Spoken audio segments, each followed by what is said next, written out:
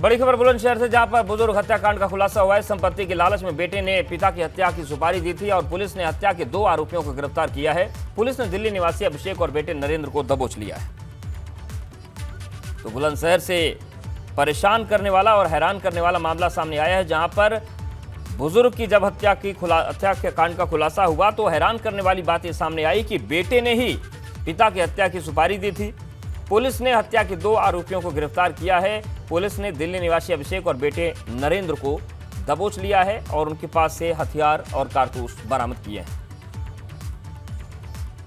एक व्यक्ति जिनकी उम्र लगभग 65 वर्ष है, जिनका नाम भोली सिंह था, उनके गोली मार दी गई है। उनको उपचार हेतु अस्पताल में भर्ती कराया गया था, जहां पे फिर उनकी मृत्यु हो गई।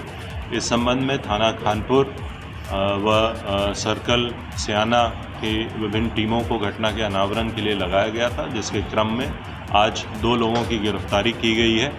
इस संबंध में जानकारी करने पर यह बात निकल के आई कि मृतक जो भोली सिंह हैं, उन्होंने अपनी कुछ संपत्ति बेची थी। इनके 3 लड़के हैं और जो इनका मंझला लड़का है बीच का, जिसका कि नाम नरेंद्र है, इसने इस पूरी घटना की प्लानिंग की थी।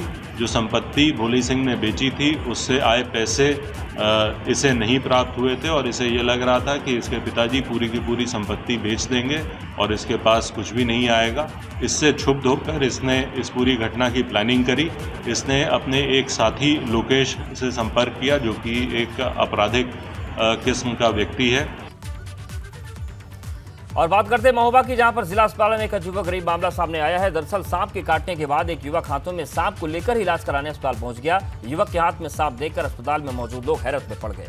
बाद में डॉक्टर्स ने आनन फानन में युवक का इलाज शुरू किया। मामला खन्ना थाना क्षेत्र के गेवड़ी गांव का है, जहां एक युवक को सांप ने काट लिया। इस दौरान युवक ने सांप को पकड़ लिया, इलाज के लिए जिला अस्पताल पहुंचा। फिलहाल जिला अस्पताल में युवक का इलाज जारी है और उसकी हालत स्थिर बताई जा रही है। लेकिन जिस तरीके से आप देखिए, युवक इस सांप को लेकर पहुंचा था, उसके हाथ में सांप देखकर वहां पर अफरा तफरी मच गई।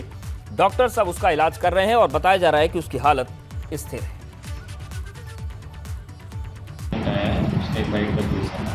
और सांप भी साथ में लाए हैं, मरा हुआ सांप था। देखने पता चला सांप काफ़ी जहरीला प्रजाति का सांप है और पेशेंट का ट्रीटमेंट शुरू कर दिए गए हैं। पेशेंट की हालत फिलहाल स्थिर है, लेकिन ऐसी स्थिति में हमें वेट एंड वॉच करनी होगी। बड़ी खबर सहारनपुर से है, जहां पर 2 ट्रकों के बीच जोरदार टक्कर हो गई। हादसे में 2 लोग गंभीर रूप से घायल हो गए। अस्पताल में उन्हें भर्ती कराया गया। हादसे में ट्रक का ड्राइवर और खलासी गंभीर रूप से घायल हो गए। दोनों घायल हरियाणा के सोनीपत के रहने वाले हैं। रामपुर थाना क्षेत्र के मनिहारान की ये पूरी घटना है। तो सहारनपुर में 2 ट्रकों के बीच जोरदार भिड़ंत हो गई। आप देखिए, जो पिछला ट्रक है, क्या हालत उसकी हुई है, और इसी से आप अंदाजा लगा सकते हैं कि ये हादसा, ये टक्कर कितनी भयंकर थी। हादसे में 2 लोग गंभीर रूप से घायल हुए हैं। हादसे में ट्रक ड्राइवर और खलासी जो है वो गंभीर रूप से घायल हुए हैं। दोनों घायल हरियाणा के सोनीपत के रहने वाले हैं। रामपुर थाना क्षेत्र के मनिहारान की ये पूरी घटना है। तो बारिश के सीजन में सड़क हादसों की संख्या बढ़ जाती है और देखिए, उसका सिलसिला शुरू भी हो चुका है। ये तस्वीर सहारनपुर से सामने आई है। और उन्नाव में एक बाइक सवार ट्रेन से टकरा गया, हालांकि उसकी जान बच गई। हादसे के बाद बाइक के परखच्चे उड़ गए। किस्मत अच्छी थी कि जो युवक था वो बच गया। बाइक सवार युवक ने भागकर जान बचाई। नई दिल्ली लखनऊ शताब्दी एक्सप्रेस से बाइक सवार टकराया था। अजगैन मोहान रेलवे क्रॉसिंग के पास यह हादसा हुआ। हादसे के बाद तकरीबन 15 मिनट तक ट्रेन रुकी रही। तो देखिए, तस्वीर हम आपको दिखा रहे हैं उन्नाव की, जहां पर शताब्दी की चपेट में एक बाइक सवार आ गया था। हालांकि गनीमत रही कि बाइक तो क्षतिग्रस्त हुई, लेकिन जो युवक था वो वक्त रहते वहां से ट्रैक से अपने आप को बचाने में कामयाब रहा, वहां से भागने में कामयाब रहा। हादसे के बाद बाइक के परखच्चे उड़ गए। तो ये जो पूरी घटना हुई है, उसके बाद लगभग 15 मिनट तक ट्रेन वहां पर खड़ी रही और ये हादसा जो हुआ है वो हुआ है नई दिल्ली लखनऊ शताब्दी एक्सप्रेस से, जहां पर अजगैन मोहान रेलवे क्रॉसिंग के पास एक बाइक सवार टकरा गया। हालांकि उसकी जान बच गई, क्योंकि वक्त रहते वो ट्रैक से बाहर हो गया था। हादसे के बाद करीबन 15 मिनट तक वहां पर शताब्दी खड़ी रही।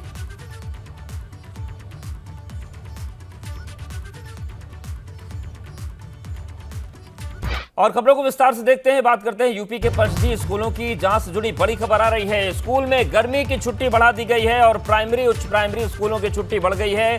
2 जुलाई तक छुट्टियों की जो मियाद है वो बढ़ा दी गई है। तो सरकारी स्कूलों में जो छुट्टी है और 2 जुलाई तक वो रहेगी। बेसिक शिक्षा परिषद के सचिव ने इस संबंध में आदेश जारी कर दिया है। तो सरकारी स्कूल जो हैं, जो परिषदीय स्कूल है, उनको लेकर बड़ी खबर आ रही है। 2 जुलाई तक जो छुट्टी है वो बढ़ा दी गई है और सरकारी स्कूलों की जो छुट्टियां हैं वो 2 जुलाई तक रहेंगी। इस संबंध में बेसिक शिक्षा परिषद के सचिव ने आदेश जारी कर दिया है। 2 जुलाई तक सरकारी स्कूलों में गर्मी की छुट्टी बढ़ा दी गई है और ये जो व्यवस्था है ये प्राइमरी, उच्च प्राइमरी स्कूलों में लागू रहेगी। तो परिषदीय स्कूलों को लेकर बड़ी खबर आ रही है और बड़ी खबर यह है कि जो स्कूलों में गर्मी की छुट्टी है उसको बढ़ाया गया है और अब इसे 2 जुलाई तक बढ़ा दिया गया है। ये जो आदेश है ये प्राइमरी और उच्च प्राइमरी स्कूलों पर लागू होगा। बड़ी खबर केदारनाथ यात्रा को लेकर है। बारिश चलते केदारनाथ यात्रा को रोक दिया गया है। धाम सहित पैदल मार्ग पर बारिश चल रही है लगातार और सुरक्षित जगहों पर यात्रियों को रोका गया है। सोनप्रयाग में 5000, गौरीकुंड में 3000 यात्री रोक दिए गए हैं। कल मौसम साफ होने पर यह यात्रा एक बार फिर से शुरू की जाएगी। तो केदारनाथ यात्रा को फिलहाल रोका गया है सुरक्षा कारणों के मद्देनजर। जिस तरीके से लगातार बारिश हो रही है उसके मद्देनजर सुरक्षित स्थानों पर जो बड़ी संख्या में केदारनाथ यात्रा के लिए यात्री पहुंचे उन्हें रोका गया है। अगर हम बात करें तो गौरीकुंड जो कि मुख्य पड़ाव है, वहां से पैदल यात्रा होती है लगभग 14 किलोमीटर की, वहां पर 3000 यात्री रोके गए हैं। वहीं सोनप्रयाग में 5000 यात्रियों को रोका गया है। कल मौसम साफ होने के बाद एक बार फिर से यात्रा शुरू करवाई जाएगी, लेकिन एहतियाती तौर पर जिस तरीके से बारिश हो रही है उस बारिश के मद्देनजर फिलहाल केदारनाथ यात्रा में जो यात्री निकले हैं उनको 2 पड़ावों पर रोका गया है। 5000 तीर्थ यात्रियों को सोनप्रयाग में रोक दिया गया है। वहीं 3000 जो तीर्थ यात्री हैं गौरीकुंड में उन्हें रोका गया है और मौसम सामान्य होने के बाद उन्हें अगले पड़ाव की तरफ जाने की अनुमति दी जाएगी। तो देखिए तस्वीर आपको दिखा रहे हैं केदारनाथ धाम की। हालांकि लोगों को लगातार हो रही बारिश से बचाने के लिए बाकायदा यहां पर शेड लगाए गए हैं, लेकिन जिस तरीके से मौसम बिगड़ा है उसके मद्देनजर जो बढ़ती तादाद श्रद्धालुओं की है उसको कंट्रोल करने के लिए सोनप्रयाग और गौरीकुंड में लगभग 8000 तीर्थयात्रियों को रोका गया है। और बड़ी खबर आ रही है, मसूरी में कार पर पत्थर गिर गया। कैंपटी फॉल के पास ये हादसा हुआ है। कैंपटी फॉल के कंडी खाल के पास ये हादसा हुआ जहां पर एक कार पर पत्थर गिर गया। पहाड़ से पत्थर गिरने से कार क्षतिग्रस्त हो गई। हादसे में कार ड्राइवर गंभीर रूप से घायल हुआ है। कार में सवार 3 अन्य लोग भी थे, लेकिन राहत की बात यह रही कि उनकी जान बच गई है। बड़ी खबर जालौन से भी है, जहां पर अल्पसंख्यक कल्याण मंत्री दानिश अदाज का बड़ा बयान सामने आया है। भाजपा सरकार में अल्पसंख्यकों का लगातार विकास हो रहा है, ये उन्होंने कहा कि पटना में विपक्षी दलों की बैठक फ्लॉप साबित हुई है। निकाय चुनाव में भी भाजपा ने मुसलमानों का ख्याल रखा है। तो दानिश आजाद अंसारी जालौन पहुंचे थे और उस दौरान उन्होंने बातें कही हैं। उन्होंने कहा कि भाजपा सरकार में अल्पसंख्यकों का लगातार विकास हो रहा है। पटना में विपक्षी दलों की बैठक फ्लॉप साबित हुई है। देखिए, भारतीय जनता पार्टी, हमारी मोदी सरकार, योगी सरकार किसी को भी रिझाने के नियत से राजनीति नहीं करती। मुस्लिम समाज का विकास हो, मुस्लिम समाज तरक्की से जुड़े इस नियत से लगातार हमारी सरकार काम कर रही है। और आज 2014 के बाद से केंद्र में और 2017 के बाद से उत्तर प्रदेश में जिस तरीके से अल्पसंख्यक समाज, मुस्लिम समाज, नौजवानों का, युवाओं का उत्थान हमारी सरकार ने किया है, चाहे उनको रोजगार से जोड़ना, चाहे उनको अच्छी शिक्षा से जोड़ना, चाहे उनके उद्योग को बढ़ावा देना, ये इससे पहले किसी सरकार में नहीं हुआ। बिहार में जो गठबंधन के नियत से जो विपक्षी दल एकजुट हुए वो टोटल फ्लॉप शो साबित हुआ। उत्तर प्रदेश से ही वहाँ आप देखिए कि कई सारे जो विपक्षी दल है वहाँ मौजूद नहीं थे। देश के भी कई विपक्षी दल वहाँ मौजूद नहीं थे। तो वो कुछ सीमित लोगों का एक वो गठबंधन है। उनका नियत क्या है? उनकी नियत केवल और केवल सत्ता की कुर्सी हथियाना है। देश की, प्रदेश की विकास से उन्हें कोई मतलब नहीं है। देश के और प्रदेश के जनता की सेवा से उन्हें कोई मतलब नहीं है। देश के उत्थान से उन्हें कोई मतलब नहीं है। उनका केवल मकसद है कि हमारे प्रधानमंत्री नरेंद्र मोदी जी जो गरीबों की, बेसहारों की, दलित की, पिछड़ों की, पासमानदा समाज की जो बात करते हैं, जो आवाज़ उठाते हैं, उस आवाज़ को दबाने के मकसद से ये गठबंधन तैयार हो रहा है। गाजीपुर में माफिया मुख्तार अंसारी का शूटर अमित राय गिरफ्तार कर लिया गया। समर्थन में 150 से 200 की संख्या में लोग थाने पर पहुंच गए और हमला बोल दिया। शूटर अमित राय को छोड़ने की मांग को लेकर बवाल हो गया। पुलिस ने हंगामा कर रहे लोगों पर लाठीचार्ज किया। मामले में 7 नामजद और 150 अज्ञात लोगों के खिलाफ केस दर्ज किया गया है। मामले में गिरफ्तार करके 5 लोग जेल भेजे गए हैं। तो आप अंदाजा लगाइए कि हिमाकत कितनी बड़ी है कि गाजीपुर में माफिया मुख्तार अंसारी के शूटर अमित राय को गिरफ्तार किया गया तो 200 लोग थाने पहुंच गए। वहां पर उन्होंने हमला बोल दिया, हंगामा करने लगे। हालांकि पुलिस ने इस पूरे हालात को संभाला। शूटर अमित राय को छोड़ने की मांग पर जो बवाल हुआ था उसमें 7 लोग नामजद मामले उन पर दर्ज किए गए हैं और 150 अज्ञात के खिलाफ केस दर्ज किया गया है। एक यहाँ का नामी ग्रामी बदमाश था अमित राय, उसको गिरफ्तार किया गया था। उसकी गिरफ्तारी के विरोध में उसके गांव के लोगों, विशेष रूप से क्योंकि अमित राय के पिताजी प्रधान भी हैं गांव के, लोगों को उकसा के थाने पे भीड़ लाए थे तथा उसको छुड़ाने का प्रयास किया था पुलिस से। उस परिप्रेक्ष्य में एक मुकदमा पंजीकृत किया गया था। उस मामले में आज 5 लोगों को गिरफ्तार करके जेल भेजा जा रहा है। बाकी लोगों को भी गिरफ्तार किया जाएगा। जो भी कानून अपने हाथ में लेने का प्रयास करेंगे, ये सीधा संदेश है ऐसे लोगों को जो अपने आप को कानून से ऊपर समझते हैं, उनके विरुद्ध कठोरतम कार्रवाई की जाएगी। बात करते हैं उत्तराखंड की, जहां पर मानसून की पहली बारिश के साथ ही नदी नालों ने विकराल रूप धारण करना शुरू कर दिया है। श्रीनगर गढ़वाल में जोरदार बारिश होने की वजह से अलकनंदा नदी का जलस्तर लगातार बढ़ता जा रहा है। ऐसे यहां पर नमामि गंगे के तहत बड़े घाट डूब गए हैं। साथ ही श्रीनगर गढ़वाल के मुख्य बाजार में भी पानी भर गया है। इससे आम जनजीवन अस्त व्यस्त हो चुका है। तो ये तस्वीर देखिए, हम आपको दिखा रहे हैं। ये तस्वीरें हैं श्रीनगर गढ़वाल की, जहां पर बारिश इतनी जबरदस्त हुई कि घरों में पानी चला गया है। श्रीनगर गढ़वाल में जोरदार बारिश होने की वजह से अलकनंदा का जलस्तर बढ़ रहा है। उधर बड़कोट में जोरदार बारिश के बाद हाईवे पर बारिश का पानी आ गया। बारिश के बाद हाईवे पर पहाड़ों का मलबा भी आ गया। पहाड़ों पर भूस्खलन से वाहनों की आवाजाही पर रोक लगा दी गई है। यमुनोत्री में NH94 ओरछा बैंड के पास आवागमन बाधित हो गया है और नदी किनारे रहने वाले लोगों के बीच दहशत का माहौल बना हुआ है। आपदा विभाग को अलर्ट पर रहने के लिए डीएम ने निर्देश दिए हैं। हालात को देखते हुए देखिए, तस्वीर आपको दिखा रहे हैं बड़कोट की, जहां पर मलबा जो है हाईवे पर आ चुका है, आवागमन बाधित हो रहा है। हालांकि डीएम ने संबंधित विभागों को अलर्ट रहने के निर्देश जारी किए हैं। और बड़ी खबर आजमगढ़ से है। आबकारी मंत्री नितिन अग्रवाल ने विपक्ष पर जोरदार हमला किया है। उन्होंने कहा कि मुंगेरी लाल के हसीन सपने देख रही है समाजवादी पार्टी। नितिन अग्रवाल ने कहा कि पीएम मोदी के बढ़ते कद से विपक्ष घबरा गया है और उन्होंने ये भी कहा कि 2024 के चुनाव में जनता विपक्ष को करारा जवाब देगी।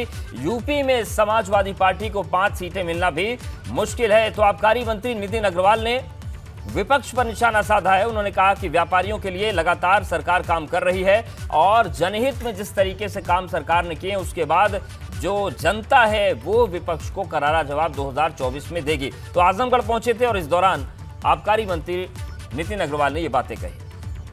लोकतंत्र में सम्मान करते हैं जनादेश का। जीत हार अपनी जगह अलग है, जनादेश का सम्मान होना चाहिए। ठीक है, हम लोग कर्नाटक में जो जनादेश मिला है उसका पूरा सम्मान है। हम लोग यही लोकतंत्र की परिभाषा भी है। हम लोग आज विपक्ष में आए और हम लोग वहाँ पे विपक्ष की भूमिका निभाएंगे। 2024 सर, महंगाई बेरोजगारी बड़ा मुद्दा है। बहुत हो गया भाई। अब देखिए, ऐसा है, आज देश की सरकार जिस तरीके से देश के गरीबों की सेवा करने का काम कर रही है और जिस तरीके से जो योजनाएं चलाने का काम कर रही है, हम उन मुद्दों को लेकर देश सरकार पब्लिक के बीच में जा रहे हैं। चाहे वो लॉ एंड ऑर्डर की बात हो, चाहे वो विकास की योजनाओं की बात हो, चाहे वो देश के गरीबों को जोड़ने की बात हो, विकास की धारा में जोड़ने की बात हो, हम उस मुद्दे को लेकर आने वाले चुनाव में जाएंगे। बड़ी खबर जालौन से भी है, जहां पर अल्पसंख्यक कल्याण मंत्री दानिश आजाद का बड़ा बयान सामने आया है। भाजपा सरकार में अल्पसंख्यकों का लगातार विकास हो रहा है, ये उन्होंने कहा कि पटना में विपक्षी दलों की बैठक फ्लॉप साबित हुई है। निकाय चुनाव में भी भाजपा ने मुसलमानों का ख्याल रखा है। तो दानिश आजाद अंसारी जालौन पहुंचे थे और उस दौरान उन्होंने बातें कही हैं। उन्होंने कहा कि भाजपा सरकार में अल्पसंख्यकों का लगातार विकास हो रहा है। पटना में विपक्षी दलों की बैठक फ्लॉप साबित हुई है। देखिए, भारतीय जनता पार्टी, हमारी मोदी सरकार, योगी सरकार किसी को भी रिझाने के नियत से राजनीति नहीं करती। मुस्लिम समाज का विकास हो, मुस्लिम समाज तरक्की से जुड़े इस नियत से लगातार हमारी सरकार काम कर रही है। और आज 2014 के बाद से केंद्र में और 2017 के बाद से उत्तर प्रदेश में जिस तरीके से अल्पसंख्यक समाज, मुस्लिम समाज, नौजवानों का, युवाओं का उत्थान हमारी सरकार ने किया है, चाहे उनको रोजगार से जोड़ना, चाहे उनको अच्छी शिक्षा से जोड़ना, चाहे उनके उद्योग को बढ़ावा देना, ये इससे पहले किसी सरकार में नहीं हुआ। बिहार में जो गठबंधन के नियत से जो विपक्षी दल एकजुट हुए वो टोटल फ्लॉप शो साबित हुआ। उत्तर प्रदेश से ही वहाँ आप देखिए कि कई सारे जो विपक्षी दल है वहाँ मौजूद नहीं थे, देश के भी कई विपक्षी दल वहाँ मौजूद नहीं थे। तो वो कुछ सीमित लोगों का एक वो गठबंधन है। उनका नियत क्या है? उनकी नियत केवल और केवल सत्ता की कुर्सी हथियाना है। देश की प्रदेश की विकास से उन्हें कोई मतलब नहीं है, देश के और प्रदेश के जनता की सेवा से उन्हें कोई मतलब नहीं है, देश के उत्थान से उन्हें कोई मतलब नहीं है। उनका केवल मकसद है कि हमारे प्रधानमंत्री नरेंद्र मोदी जी जो गरीबों की, बेसहारों की, दलित की, पिछड़ों की, पासमानदा समाज की जो बात करते हैं, जो आवाज़ उठाते हैं, उस आवाज़ को दबाने के मकसद से ये गठबंधन तैयार हो रहा है। सीएम योगी आदित्यनाथ ने नोएडा में करोड़ों की विकास परियोजनाओं का शिलान्यास और लोकार्पण किया। इस दौरान मुख्यमंत्री ने जनसभा को संबोधित किया। मुख्यमंत्री ने कहा कि पीएम मोदी के नेतृत्व में देश का लगातार विकास हो रहा है और देश आगे बढ़ रहा है। इस दौरान सीएम योगी ने केंद्र सरकार की 9 साल की उपलब्धियां भी गिनाई। जिस सकारात्मक सोच के साथ प्रधानमंत्री मोदी जी ने विगत 9 वर्षों के अंदर अथक परिश्रम करके, कठिन परिश्रम करके अपने विजनरी लीडरशिप में देश को एक नई दिशा दी है। हर एक क्षेत्र में आपने 21 जून को विश्व योग दिवस के रूप में मनाया। दुनिया के 180 देशों ने योग दिवस के साथ जुड़ करके भारत की ऋषि परंपरा के प्रति कृतज्ञता ज्ञापित की। विकास इंफ्रास्ट्रक्चर किस रूप में यहां पर सुदृढ़ हुआ है। पहले लोग दिल्ली में रहते थे, नोएडा, ग्रेटर नोएडा आने में संकोच करते थे क्योंकि वहां का इंफ्रास्ट्रक्चर अच्छा था, वहां की सुविधाएं अच्छी थी। यहां खराब था, यहां के बारे में लोगों की धारणाएं खराब थी। लेकिन आज बदल चुकी स्थितियां 6 वर्ष के अंदर ही एक सामूहिक प्रयास का परिणाम है कि आज गौतम बुद्ध नगर में दिल्ली से भी लोग आना चाहते हैं, देश से भी आना चाहते हैं, दुनिया से भी लोग आना चाहते हैं। पिछले दिनों हम आए थे, देश के बड़े डाटा सेंटर का हम लोगों ने यहां लोकार्पण किया था और आज देश के एक बड़े रोबोटिक्स सेंटर का भी उद्घाटन यहां पे इसके बाद कार्यक्रम में होने जा रहा है। भाइयों बहनों, सत्र के पहले मैं सोच रहा था, मेरे लगातार पिछले कुछ दिनों में कार्यक्रम थे।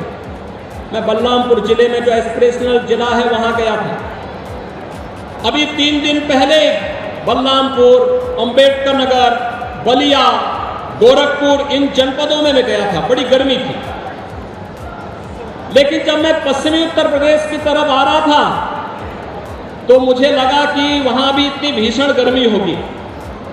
लेकिन आज देखिए मौसम की कितनी बड़ी कृपा, जैसे माफिया उत्तर प्रदेश में ठंडे हो गए वैसे मौसम भी ठंडा हो गया है। मुझे सुबह बताया गया, मैं रात्रि को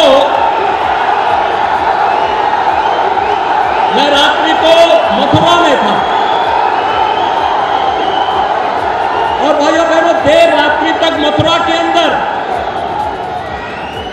वहां पर चल रही विकास के कार्यक्रमों को मुझे अवलोकन करने का अवसर प्राप्त हुआ और मुझे लगा देखिए कितनी बड़ी संभावना उत्तर प्रदेश के लोगों के पास। काशी भी हमारे पास, अयोध्या भी हमारे पास और मथुरा वृंदावन भी हमारे पास।